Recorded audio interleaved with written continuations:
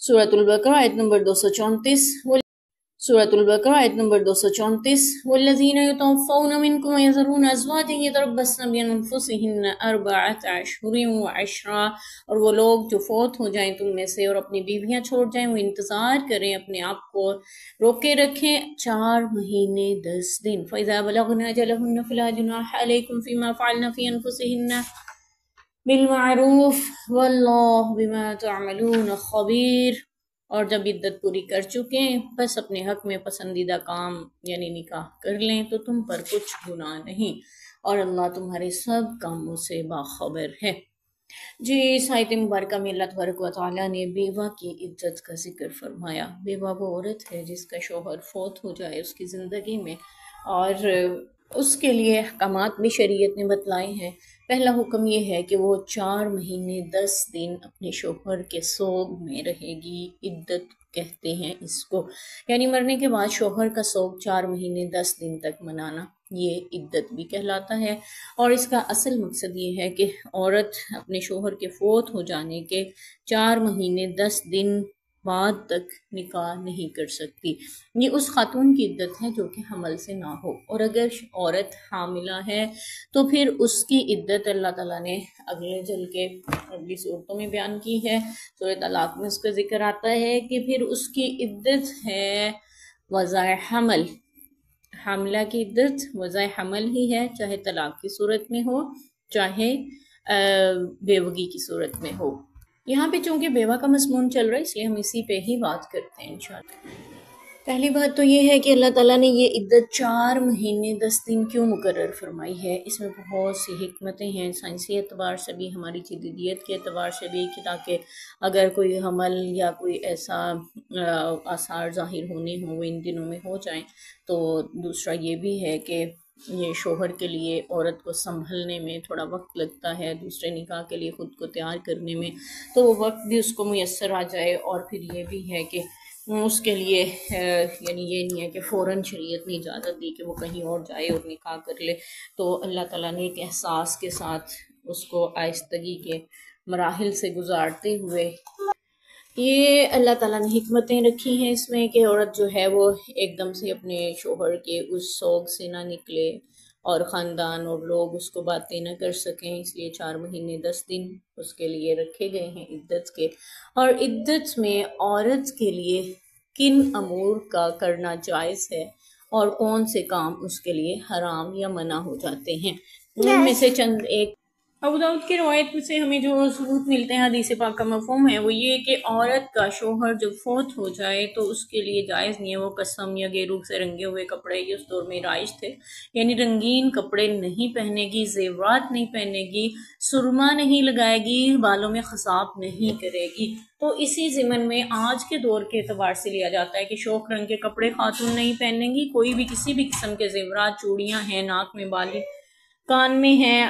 یا گلے میں ہیں یا پاؤں میں پازیبے، کچھ بھی پہننا ہو زیورات میں سے وہ بھی نہیں پہنے گی ان 4 مہینے 10 دن میں۔ شوہر کی فوت ہونے کے ساتھ ہی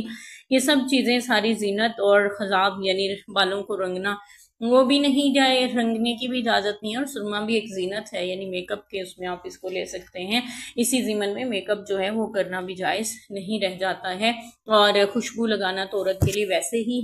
جائز نہیں ہے، ہاں اگر وہ محرموں کے درمیان لگا سکتی ہے، لیکن بیوہ کے لیے جائز نہیں ہے کہ وہ 4 مہینے 10 دن تک یعنی جب تک اپنی عدت گزار رہی ہے وہ اس میں خوشبو بھی استعمال نہیں کرے گی۔ اور ہمارے ہاں کچھ اور پابندیاں بھی لگا دی جاتی ہیں اپنی طرف سے، بہرحال یعنی ہم شریعت کی بات کریں تو وہ یہی ہے کہ عورت جو ہے وہ سادگی میں رہے گی اور زیب و زینت اختیار نہیں کرے گی۔ ہاں جائز امور اس کے لیے یہ ہیں کہ وہ اپنے گھر سے ضرورت کے تحت نکل سکتی ہے، جیسے قضاء حاجت کے پہلے دور میں رواج تھا کہ وہ گھروں میں انتظام نہیں ہوتے تھے، باہر نکلنا پڑتا تھا انہیں، تو اسی نسبت سے یعنی کوئی ضروری امور سر انجام دینے ہیں، کچھ خواتین کھیتوں میں کام کرتی ہیں یا کچھ ایسے اپنی ان کے مسئلے ہیں جو باہر نکلنا ان کے لیے نامزیر ہو گیا، دوا دارو کے لیے نکلنا ہے یا کچھ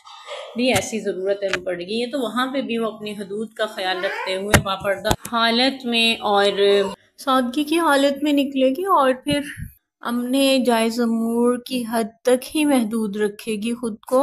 اور اپنا کام نمٹا کے فوراً واپس بھی اپنے گھر فوراً پہنچے گی جہاں پہ وہ عدت گزار رہی ہے۔ ہم میں سے ہر شخص اپنی مجبوری، اپنے حالات کو زیادہ بہتر جانتا ہے کہ کیا ان حالات میں اس کے لیے کس حد تک باہر نکلنا جائز ہو سکتا ہے اور کس انداز سے۔ تو بے بگاہ کیا اصل مقصد عدت گزارنے کا یہ ہے کہ وہ ان عدت کے دنوں میں کسی سے نکاح نہیں کر سکتی، اور یہ شوہر کا آخری حق ہے جو اسے ادا کرنا ہوتا ہے۔ اس میں ہمارے ہاں بہت سے فضائل بھی رائج ہیں کہ یہ فضیلت ملتی ہے، وہ ملتی ہے، جو کہ صحیح احادیث سے ثابت نہیں ہے، واللہ اعلم۔ بہرحال شریعت کا ایک حکم ہے، اس میں بہت سی حکمتیں ہیں، اللہ تعالیٰ نے عورت کے لیے حق رکھا ہے، تو یہ اللہ کی اس میں جو بھی اطاعت کر گزاری ہے اس کی فضیلت تو البتہ ضرور ہے۔ ہاں، جیسے ہی اس کے 4 مہینے 10 دن پورے ہو جائیں تو پھر وہ اپنی تمام زینت اختیار کر سکتی ہے، پیغام نکاح قبول بھی کر سکتی ہے اور پیغام نکاح بھجوا بھی سکتی ہے۔ اور دوسری بات ہمیں یہ بھی پتہ ہونا چاہیے کہ قرآن پاک کی روح سے، شریعت کی روح سے بیوہ اور مطلقہ عورت اپنا نکاح خود بھی کر سکتی ہے، وہ اپنے ولی کی محتاج نہیں ہے کہ اس کا ولی اس کا نکاح کرے، جبکہ کنواری کے لیے یہ شرط ہے کہ وہ اپنے ولی کی محتاج ہے، اور نبی پاک صلی اللہ علیہ وسلم کی حدیث کا مفہوم ہے ولی کے بغیر نکاح نہیں ہوتا، بلکہ الفاظ کچھ اس طرح سے ہیں کہ جس نے ولی کے بغیر نکاح کیا وہ باطل ہے، باطل ہے، باطل ہے۔ لیکن طلاق کے مضمون میں چلتے ہوئے ہم یہ پڑھتے آئے ہیں کہ مطلقہ عورت جو ہے وہ شوہر دیدہ ہے، اس لیے وہ اپنا نکاح خود بھی کر سکتی ہے، ولی اگرچہ اس میں راضی ہوں یا ناراضی ہوں۔ ان کی رضامندی کو بیوہ یا مطلقہ کی نکاح کی شرائط میں سے نہیں رکھا گیا۔